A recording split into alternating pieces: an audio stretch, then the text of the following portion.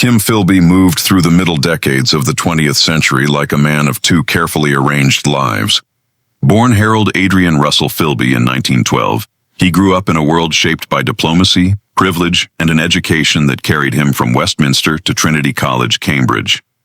He learned the rituals of the British establishment, the right tie, the right accent, the habit of easy, cultivated irony, and he learned, more quietly, how to be charming in a way that disarmed both suspicion and curiosity. At Cambridge, he found companions and causes that would change the course of his existence. The politics of the 1930s pressed at idealism and offered simple certainties, and Philby's sympathies moved toward those who claimed the Soviet Union as the best hope against fascism and social inequality. From those early convictions grew a commitment that would steer him into the shadows, recruitment into Soviet intelligence while he was still a young man with a future in journalism. He moved between professions with an actor's ease, a writer who could summon authority in print, an intelligence officer who could summon trust in person. His career in British intelligence advanced steadily. He held positions that involved counterespionage and, at times, the supervision of sections charged with tracking Soviet activity. In those corridors of secrecy, he cultivated an image of reliability, the urbane, courteous officer who understood the subtleties of diplomacy and the long patience of intelligence work. Colleagues turned to him for analysis, for a steady calm when the service was under stress. It was precisely that calm that allowed him to sit at the center of operations that would be quietly dismantled from within. The story of the Cambridge Ring, Burgess, McLean, Blunt, Cairncross, and Philby, and would cast a long cultural shadow. John le Carré's novel Tinker Tailor Soldier Spy and its later film adaptation drew on that world. The haunted internal inquiries, the claustrophobic club rooms, the agonized search for a mole in the heart of the service.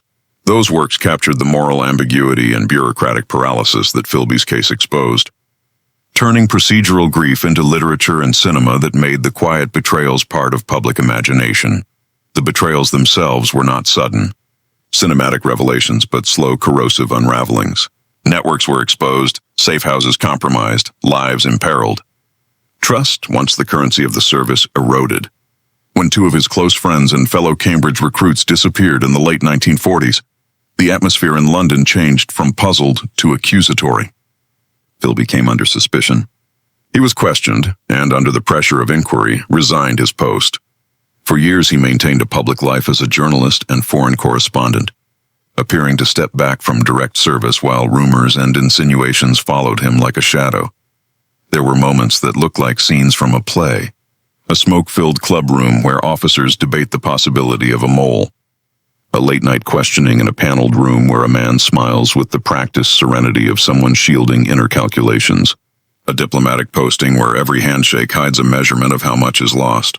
Philby moved through these scenes with an ease that suggested both masterful self-control and a private conviction that his choices were justified. He cultivated friendships, sometimes with the very men who suspected him, and he used the intimacy of those relationships as both cover and reassurance. By the early 1960s, the pressure closed in. The pattern of defections and leaks, the accumulation of evidence, and the public scandal that followed made remaining in the West increasingly untenable. In 1963, he abruptly left, appearing in the Middle East and then disappearing eastward. He arrived in Moscow, where his life turned once more.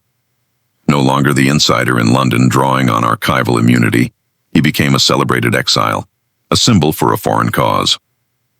He wrote memoirs and gave interviews that framed his actions within a wider narrative of political commitment and moral certainty. In Moscow, he lived out his remaining years under the protection of the state that had once steered his clandestine career. Honors and a measure of public recognition were his, but there was also distance from the streets and clubs he had once frequented, distance from the colleagues he had betrayed, and distance from the country that had nurtured him. The personal costs of long deception are often invisible in the headlines: marriages strained and broken, trust destroyed in private circles, and the slow, corrosive effect of life lived behind a mask. Philby's personal relationships bore those marks. The warmth of friendship and the intimacy of family were tested by the duplicity that had become his way of life. Debate over motive followed him as relentlessly as the press coverage. Some saw in him an unshakable believer, a man whose political convictions overrode every other loyalty. Others read contempt for the British class system, an act of rebellion against institutions he regarded as hypocritical. Vanity, too, was suggested, the thrill of being an architect of history, of pulling threads that others could not see. Whatever mixture of motives animated him, the consequence was the same. A great intelligence service was left nursing wounds, and individuals paid in lives and careers for decisions made in secret. There are images that linger when one thinks of Philby. The polished man in a tailored coat, the cigarette smoked with casual authority, the gaze that never quite revealed the calculations behind it. There is the irony that he, a product of the establishment, became one of its most effective subverters. There is the tragedy in the intimate betrayals of colleagues, of friends, of institutions that had trusted him, and the moral complications that follow when conviction and duplicity become indistinguishable. Kim Philby died in 1988 in Moscow, a figure both reviled and admired, both pitied and condemned. His life remains a study in contradiction, cultivated gentleman and clandestine conspirator, patriot to an idea rather than to a nation, beloved friend and ultimate betrayer.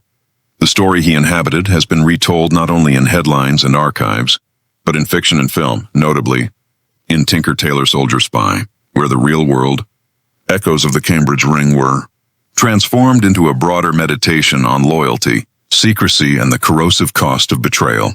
History has kept his name as shorthand for the danger of internal corruption and the human price exacted by a life lived in secrecy.